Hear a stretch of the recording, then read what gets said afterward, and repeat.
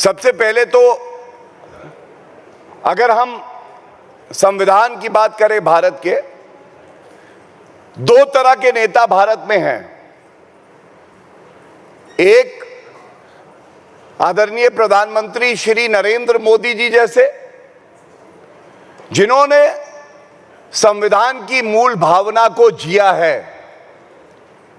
मुझे याद है जब वो प्रधानमंत्री बने, सबसे पहले संसद के द्वार पर अपना माथा टेका, क्योंकि वो संविधान में आस्था रखते हैं।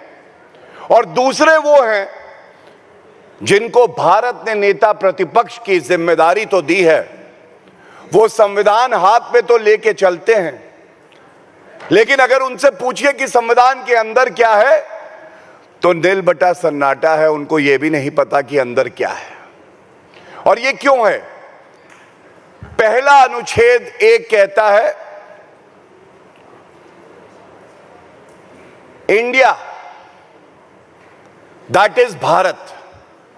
लेकिन जब नरेंद्र मोदी जी अपने सामने भारत की एक तख्ती लगाते हैं और भारत का प्रधानमंत्री लिखा होता है, तो भारत और इंडिया को ही बांटने का प्रयास कोई करते हैं तो वो विपक्ष वाले करते हैं। अब आप मुझे बताइए, डॉक्टर BR अंबेडकर साहब जब ये कहते हैं इंडिया दैट इज भारत, तो मूल भावना क्या है? भारत हमारी सांस्कृतिक है, पहचान है। भारत हमें वो विरासत देती है जो हमें कोई और नहीं दे सकता है। लेकिन ये चाहते हैं कि इंडिया बुलाएं और भारत को भूल जाएं, तो ऐसा होने वाला नहीं है। भारत क्या है? भारत वो देश है, हमें गर्व होना चाहिए, जहां 80% हिंदू हैं।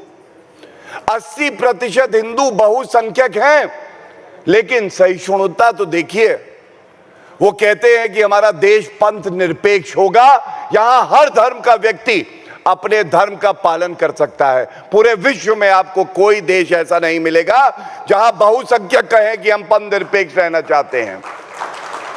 ये जो भाव है, ये जो मूल भावना है, इसको आप क्या बदल सकते हैं? नहीं। इसलिए हम गौरवान्वित हैं कि हम एक भारतीय हैं।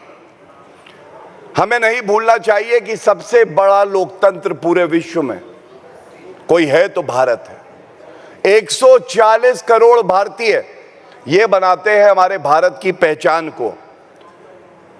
चौथी सबसे बड़ी अर्थव्यवस्था, नरेंद्र मोदी जी जब प्रधानमंत्री बने तो 11वें नंबर पे थी, उसको चौथे नंबर तक पहुंचाया।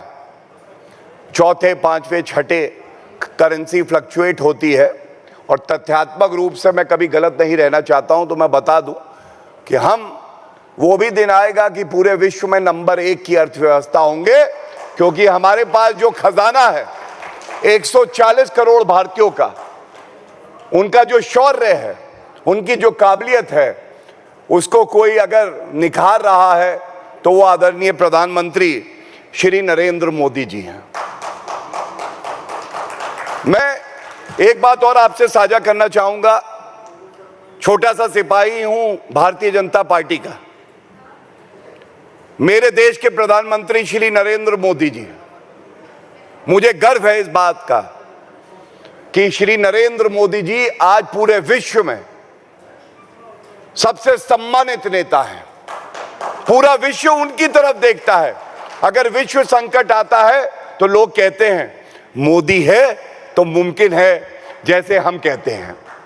आप सोचिए, एक व्यक्ति राजनीति में इसलिए नहीं आता है कि उसको अपने लिए कुछ चाहिए। एक व्यक्ति राजनीति में इसलिए आता है क्योंकि वो भारत से बेइंतहा मोहब्बत करता है और वो कहता है मैं जीता हूं भारत के लिए और मुझे मिटना होगा तो वो भी भारत के लिए। ऐसे हमारे प्रधानमंत्री। और जनता क्या कहती है? जनता ये कहती है कि 25 साल तक वो संवैधानिक पद पे हैं, प्रधानमंत्री 12 साल से, 13 साल मुख्यमंत्री रहे। अब आप मुझे बताइए, जो व्यक्ति 25 साल से संवैधानिक पद पे बैठ के जनता की सेवा कर रहा है, उसका चरित्र कैसा होगा? ये कहना गलत नहीं होगा कि बिल्कुल गंगा जल जैसा पवित्र होगा। आज तक कभी चुनाव नहीं हारे हैं नरेंद्र मोदी जी। नरेंद्र मोदी जी ने 62 साल में कभी नहीं हुआ था कि कोई सरकार 3 बार लगातार चुन के आए, 3 बार लगातार, और ये करके दिखाया तो नरेंद्र मोदी जी ने, क्योंकि मोदी जी हैं तो मुमकिन है, और इस बात पे हमें गर्व होना चाहिए। जब मोदी जी प्रधानमंत्री बने तो भारतीय जनता पार्टी की 7 प्रदेशों में सरकार थी।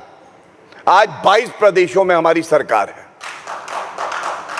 यह संभव क्यों है, यह जानने की आवश्यकता है। जो कर्मठता, जो निष्ठा, जो आचरण, जो कर्तव्य परायणता नरेंद्र मोदी जी की है देश के प्रति, जनता के प्रति, वो और किसी में हो नहीं सकती। और मैं आपको बताता हूं, हम चर्चा पे बैठे हुए थे टीवी में, और दुखद समाचार आता है कि आदरणीय प्रधानमंत्री श्री नरेंद्र मोदी जी की माता जी का निधन हो गया है। और दुख की घड़ी होती है, कोई भी व्यक्ति होता है तो वो अंत्येष्टि में जाता है, उसकी जिम्मेदारियां परिवार के प्रति भी होती हैं, वो कार्य से थोड़ा सा समय निकालता है। लेकिन उसी दिन मैं आपको बताता हूं कि 3 ऐसे सार्वजनिक कार्यक्रम थे जो देश हित में थे, और नरेंद्र मोदी जी ने अपने पुत्र का फर्ज निभा के वो 3 कार्यक्रमों में उपस्थित होके उन योजनाओं को हरी झंडी दिखाई और भारत को आगे बढ़ाया। और पश्चिम बंगाल की ये योजनाएं थी। ऐसा चरित्र है नरेंद्र मोदी जी का।